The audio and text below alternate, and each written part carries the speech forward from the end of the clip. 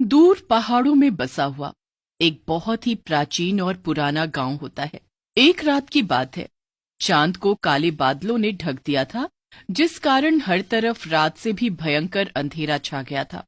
जंगल की झाड़ियों में से 4 घोड़ों की चौकड़ी की सवारी जा रही थी, जिसमें 3 दोस्त अमित, गिरीश और नीरज होते हैं। यार अमित, गिरीश, ये जंगल कितना डरावना है ना। सुना है इस जंगल में भूत पिशाच जैसी काली शक्तियों का वास है। अबे चुप कर ओए, तू और तेरी घटिया बातें तू अपने पास ही रख। और नहीं तो क्या।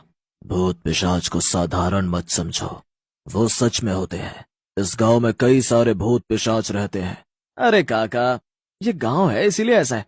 अब एक वीरान गांव भूतिया ही लगेगा ना, थोड़ी यहाँ पर शहर जैसी जगमगाहट होगी। हाँ गिरीश सही कह रहा है काका। नहीं, मैंने कहा ना कि काली शक्तियां सच में होती हैं।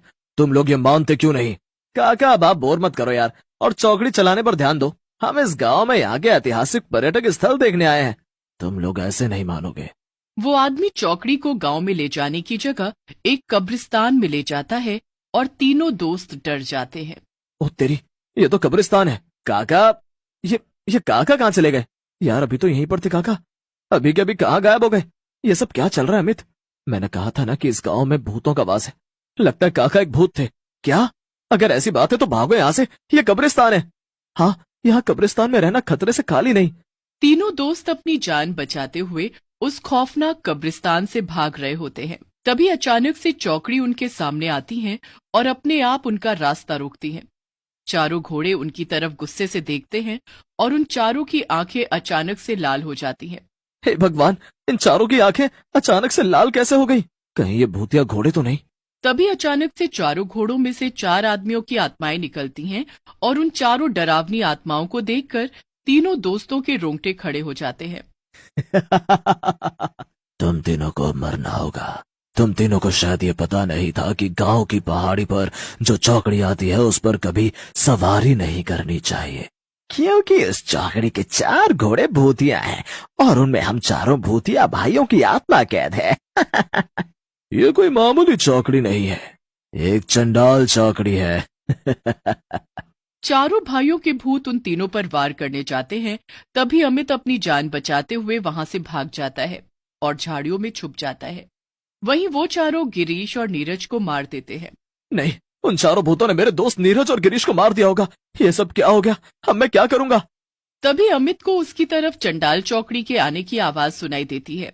घोड़ों के पैरों की दौड़ सुनकर अमित की सांसें तेज हो जाती हैं और वो बहुत घबराने लगता है। ये क्या? लगता है वो चंडाल चौकड़ी मेरी तरफ ही आ रही है। कहीं उन भूतिया भाइयों ने मुझे सूंघ लिया तो? नहीं नहीं, मुझे यहाँ से दूर जाना होगा। अमित फौरन हल्के हल्के कदमों से पीठ झुकाकर उन झाड़ियों से कोसों दूर चला जाता है। तभी उसे एक सांप नजर आता है। तभी अमित फौरन पास के पेड़ पर चढ़ता है और वो उसकी डाली पर बैठकर ही रात गुजारता है। सुबह होने पर वो गांव में जाता है, जहां सरपंच पंचायत में बैठे होते हैं। वो उन्हें और गांव वालों को जाकर सब कुछ बताता है। क्या ये तुम क्या कह रहे हो? तुम्हें पता नहीं था क्या कि उस पहाड़ी पर वो चंडाल चौकड़ी हर रात मंडराती है और नए लोगों को फंसाकर वो चारों भाई लोगों को मारकर अपना शिकार बना देते हैं? नहीं सरपंच जी, मुझे और मेरे दोस्तों को यह सब नहीं पता था, लेकिन अब मैंने अपने दोस्तों को खो दिया। बहुत दुख हो रहा है मुझे। न जाने इस गांव में उस चंडाल चौकड़ी की दहशत कब मिटेगी। जीना दुश्वार कर रखा है उसने। हाँ भाई, सही कह रहे हो तुम। न जाने कब हम चैन की सांस लेकर जिएंगे इस गांव में। जो भी नया व्यक्ति आता है इस गांव में या जो भी उस पहाड़ी पर जाने की भूल करता है, वो चंडाल चौकड़ी उस व्यक्ति को जिंदा नहीं छोड़ती। लेकिन भाई साहब, क्या है इस चंडाल चौकड़ी का रहस्य? कौन है वो 4 भूतिया भाई? बहुत समय पहले की बात है। इस गांव में 4 भाई रहते थे। उनके पास 4 घोड़े थे।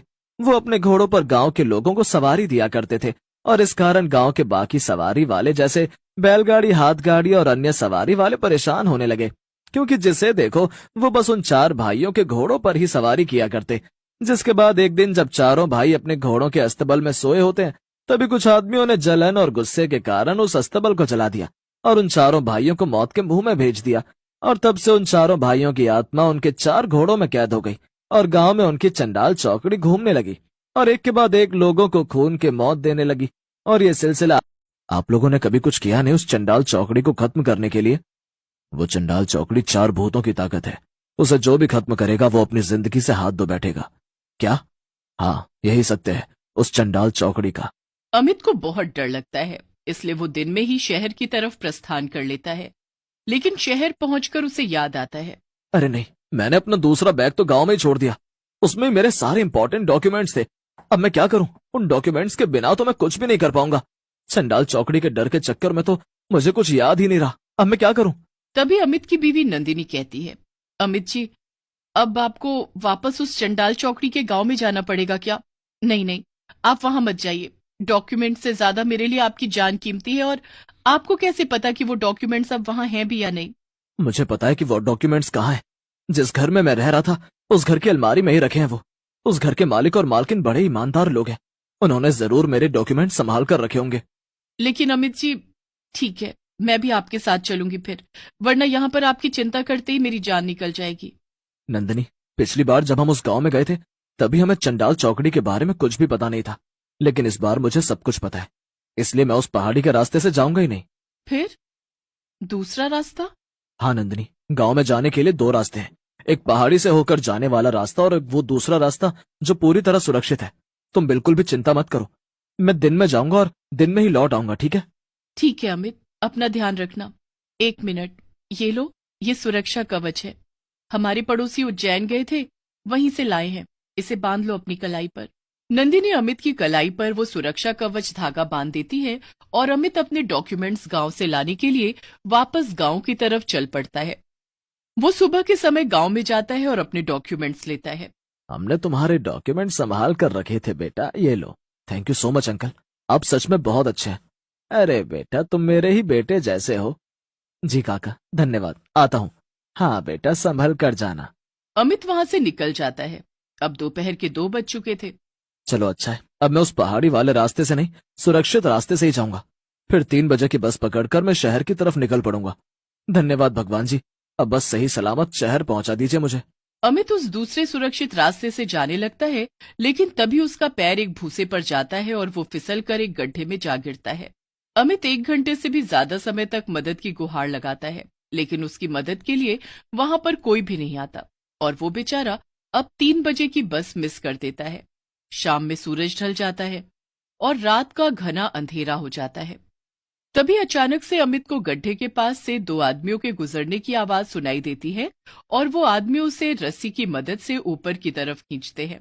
तभी वो दोनों आदमी अचानक से गायब हो जाते हैं और वहां पर सामने वो चंडाल चौकड़ी आ जाती है। नहीं, ये क्या? चंडाल चौकड़ी, मुझे मत मारो, मुझे जाने दो। मैंने तुम चारों भाइयों का क्या बिगाड़ा है? उस रात तेरे दोनों दोस्त तो मर गए, लेकिन तू भागकर बच निकला। लेकिन आज तू भाग नहीं पाएगा। आज तो तुझे हमारे हाथों मरना ही होगा। जिसने चंडाल चौकड़ी देख ली उसे तो मरना ही पड़ता है। लेकिन जैसे ही वो चारों भूतिया भाई अमित पर हमला करने जा रहे होते हैं, तभी उन्हें कोई दिव्य शक्ति अपनी तरफ खींचने लगती है। वो मायावी चंडाल चौकड़ी अपने आप पीछे की तरफ जाने लगती है और कब्रिस्तान पहुंचती है। अमित भी वहां जाता है और वो देखता है कि नंदिनी ने तांत्रिक से करवाया है। चंडाल चौकड़ी तांत्रिक के बिछाए जाल में फंस जाती है। क्या? नंदिनी, नंदिनी तुम? हाँ अमित, मैं जानती थी 3 बजे की बस मिस करने पर तुम जरूर किसी मुसीबत में फंसे हो, इसलिए मैंने फौरन शहर से यहाँ के पास की एयरपोर्ट तक आने वाली फ्लाइट पकड़ी और तांत्रिक जी के साथ यहाँ आ गई। जिस तंत्र से लोग बुरे काम करते हैं, आज उसी तंत्र से बुराई पर अच्छाई की जीत होगी। ये बाबा बहुत महान और सिद्ध बाबा हैं। तभी अचानक से चारों भाइयों की आत्मा नष्ट हो जाती है और साथ ही वो चारों भूतिया घोड़े भी जलकर राख हो जाते हैं। नंदिनी के इस साहस के कारण उस गांव से चंडाल चौकड़ी का कहर खत्म हो जाता है और सभी चैन